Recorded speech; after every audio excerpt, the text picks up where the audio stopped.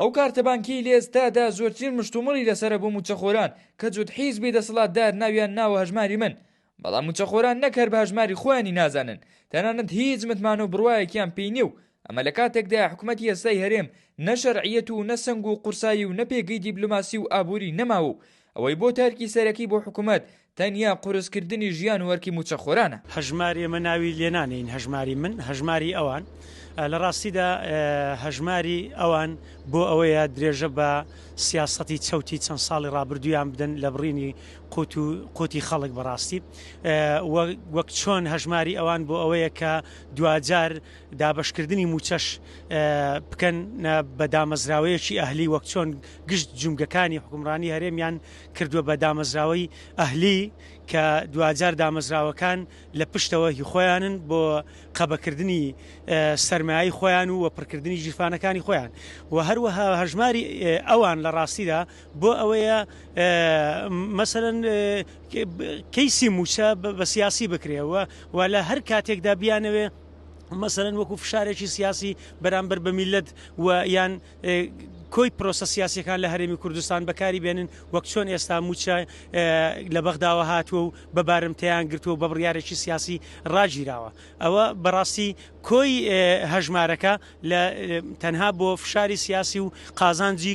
پڕکردنی گیرفانی خۆیانە. ئەگەر چی ئابووری ناسان پێیان وایە تاکە چارەسەری حکوومەتی هەرێم ڕێککەوتنە لەگەڵ حکوومەتی ناوەند، چونکە هەرچی ئابووری کوردستانە پەیوەستە بە ئابووری عێراق و بەڵامەوەی دەبینرێ بە بیانووی قەوارەی کوردستان حکوومەتی هەرێم هیچ چەنگاوێکی وای نەناوە شایستەی باسکردن بێت. ئەگەر بارودۆخی سیاسی هەرێمی کوردستان لەگەڵ عێراق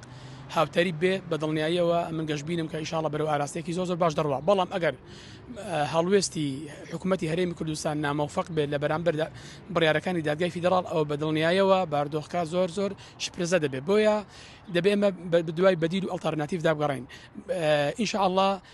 هیواداریشم وە حکوومەتی هەرێم پابەندی ئەو ڕێنمایە و بڕیارەکانی دادگای فیدراڵ بێ بۆ چونکە دوجار هەموو ئابووری کوردستان وابەستەیە بە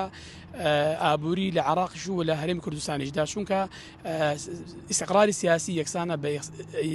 ئاسایشی ئابووری لە تەواوی ناوچەکە. پرۆژەی هەژماری من لە مانگی 2 ساڵی 2023 دروست کراوە و لە ئێستادا دوو کێشەی سەرەکی هەیە، ئەوانش بریتین لە کێشەی یاسایی کە بەپێی بڕیاری دادگای فیدراڵی تەوتین تەنیا لە ڕێگەی بانکە فیدراڵیەکانەوە دەکرێت، واتە TBI و ڕەشید و ڕافیدین. کێشەی دووەمیش بریتێنە نەبوونی متمانەی موچەخۆران بەم کارتە بانکی و ئەم پرۆژێ ڕەتدەکەنەوە. ئەمە لە کاتێکدایە هەموو موچەخۆرێک ئازادە چ کارتێکی بانکی هەڵدەبژێرێت نەوەکو ناچار بکرێت. لە عێراقدا بەڕاستی زۆر زامنکردن نییە بەڕاستی لە تێگرای عێراقدا، بەڵام لە هەمان کاتە بەڵێ هەندێک بانقی نێودەوڵەتین یاخود با بڵێن بانقی دەوڵەتین لە عێراقدا بانقی دەوڵەتیمان هەیە، چەند بانقێک ناوی دێنرێ وەکو ڕافیدین و ڕەشید و نازانم ئەمانە کەمە زۆر ئەزمموی وردەکاری ئەکادیمیم نییە لە سەریانە، بەڵام کاتێک بانقێک حکومی بێت جیاوازێکی زۆری هەیە لەوەی کە ئەهلی بێ بۆ مەسلەی متمانە پێکردن و یاخود بڵێن بێتە جێسیقەی هاوڵاتیان. ئەمە شتێکی ڕوونا چونکە ئەمە دەچێتە چوارچەوەی یاساییەوە، بەڵام ئایا لە وڵاتی ئێمەدا یاخود لە عێراقدا چەند یاسا پیادە دەکرێت، ئەمە شتێکی ترە. پرۆژەی هەژماری من لە ئێستادا مشتێکە لە خەرمانێک لە کێشەی هاوڵاتیان و ئەوە ماوەی چەندان ساڵ هاوڵاتیان بۆ کاری نەبوونی خزمەتگوزاری و کۆچی گەنجان و ناوچە کێشە لەسەرەکان و تۆبارانی وڵاتانی دراوسێ و سەدان قەیران ئۆقرەیان لێ هەڵگیراوە. لە دوای بڕارەکەی دادگای فیدراڵی و تەوتینکردنی موچەی موچەخۆران ئێستا حکوومەتی هەرێم کەوتوتە پەلەقاژەی جێبەجێکردنی کارتی بانکی هەژماری من.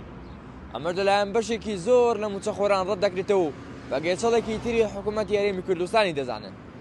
بەروەرزگار ستاندار ڕانیا